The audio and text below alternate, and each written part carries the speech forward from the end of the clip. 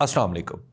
وجوہات کچھ بھی رہی ہوں، تحریک لبیک پاکستان یعنی TLP کے سبب سے پاکستان میں ایک خاص طرح کی تلخی بڑھی۔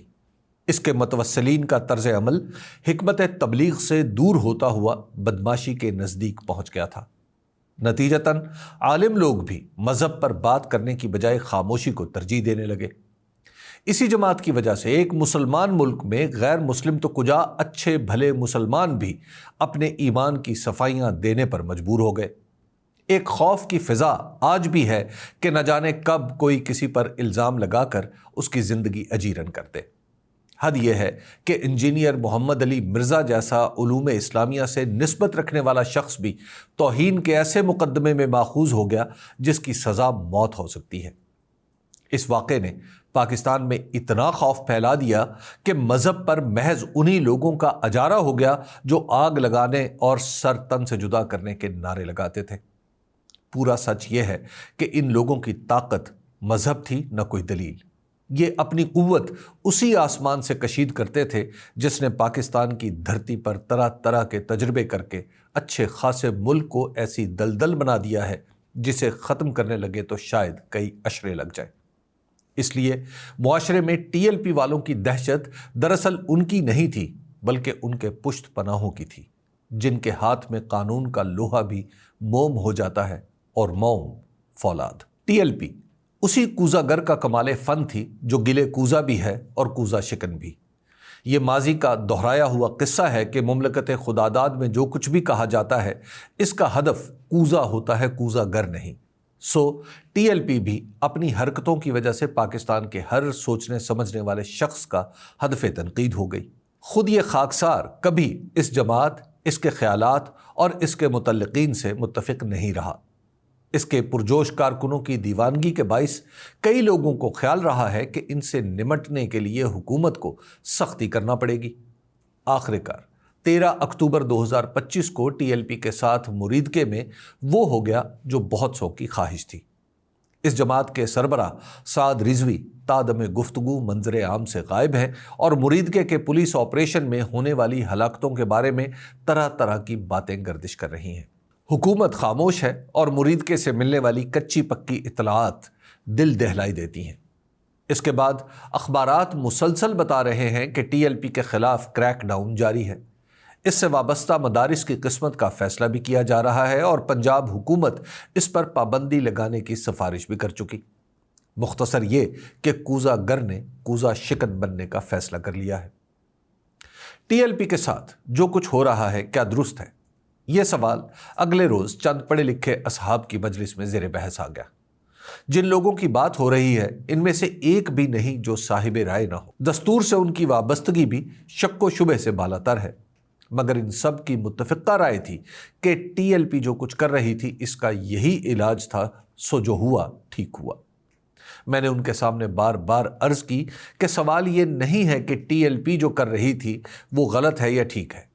سوال یہ ہے کہ دستور کے مطابق مظاہرین کو حق اجتماع اور حق احتجاج حاصل ہے تو ایک دستوری حق کو روکنے کے لیے آپریشن کیسے کیا جا سکتا ہے؟ اس سوال کے جواب میں مجھے TLP کے انفرادی واقعات تو سننا پڑے مگر ایک بھی دستوری یا قانونی دلیل نہیں ملی۔ یہ محض ایک مجلس کا قصہ نہیں۔ اس فقیر کو پاکستان کے روشن خیال اور متوازن لوگوں سے بات کر کے یہی احساس ہوا کہ ان کے نزدیک انتہا پسند نقطہ نظر کے حامل افراد کا آخری جواب گولی ہے۔ اس خیال کو اگر دلیل مان لیا جائے تو پھر کسی بھی نظریے کے حامل شخص کو کسی بھی وقت انتہا پسند قرار دے کر قابل گردن زدنی سمجھا جا سکتا ہے۔ اس کے بعد یہ اختیار ریاست نہیں صرف حکومت یا پولیس کے پاس ہوگا کہ وہ تاجروں کے مطالبات کو انتہا پسندانہ قرار دے یا کسانوں کا مظاہرہ منتشر کرنے کے لیے انتہا پسندی کا فتویٰ جاری کر دے۔ اس کی وجہ یہ ہے کہ انتہا پسندی ایسی مبہم اصطلاح ہے جو ہر کسی کے لیے مختلف معنی رکھتی ہے۔ ایسی اصطلاحیں ریاستی ادارے استعمال کرتے ہیں نہ انہیں درخور اعتنا سمجھتے ہیں۔ نظریہ، فکر، فلسفہ، نقطہ نظر، آدرش، عقیدہ اور ایمان جیسے الفاظ نظام قانون کا حصہ نہیں ہوا کرتے، لہٰذا یہ کہنا کہ کوئی شخص انتہا پسند ہے اور اس کی سزا سوائے موت کے کچھ نہیں، پاکستان کے دستوری ڈھانچے کے ہی خلاف ہے۔ ٹی ایل پی کے غلط یا صحیح ہونے کا فیصلہ کرنے کے لیے مذہب، تعقل، منطق اور علم کلام کی بنیاد پر طویل بحثیں ہو سکتی ہیں، مگر یہ بے نتیجہ رہیں گی۔ آخر کار یہ فیصلہ ہر شخص کا اپنا ہے کہ وہ اسے کیا سمجھتا ہے۔ ریاست کو اس بحث میں نہیں الجھنا، اس نے صحیح اور غلط صرف اور صرف قانون کی نظر سے دیکھنا ہے۔ اس کا فیصلہ محض واقعات کی اساس پر ہوگا۔ سوال یہ ہوگا کہ 13 اکتوبر کو ٹی ایل پی کے مظاہرین مریدکے میں نہتے تھے یا مسلح تھے؟ اس سے اگلا سوال ہے کہ سبھی مسلح تھے یا ان میں کچھ مسلح تھے؟ اگر کسی نے قانون نافذ کرنے والے اداروں پر گولی چلائی تو کیا وہ مجرم ٹی ایل پی سے ہی تعلق رکھتا تھا؟ ماضی میں ٹی ایل پی سے مذاکرات ہوتے رہے ہیں، اب ان کی ناکامی کی وجہ کیا تھی؟ یہ سوال سادہ ہیں، لیکن یہ وہی پتھر ہیں جن پر مریدکے کے پولیس آپریشن کی بنیاد استوار کی جاتی ہے۔ یہ سوالات دستور سے بھی جڑے ہیں، کیونکہ دستور زندگی کا حق تسلیم ہی نہیں کرتا، اس کی حفاظت بھی کرتا ہے۔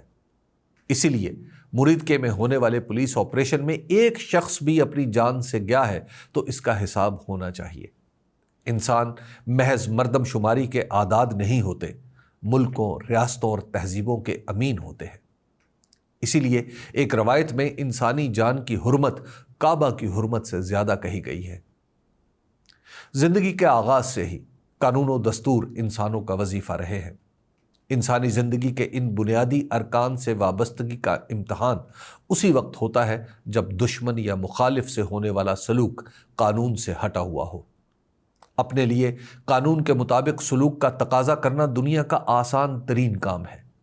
اپنے دشمن سے بھی قانون و دستور کے مطابق سلوک کا مطالبہ کرنا مشکل ہے۔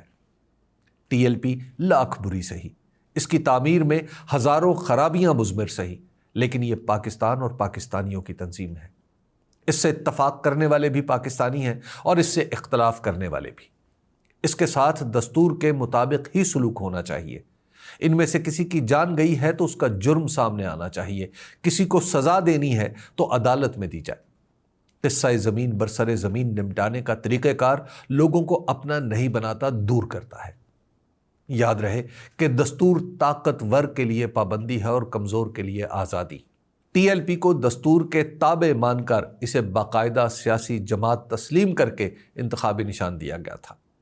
اس کے امیدواروں نے الیکشن لڑے اور صرف پنجاب میں اس نے 24 لاکھ سے زیادہ ووٹ لیے۔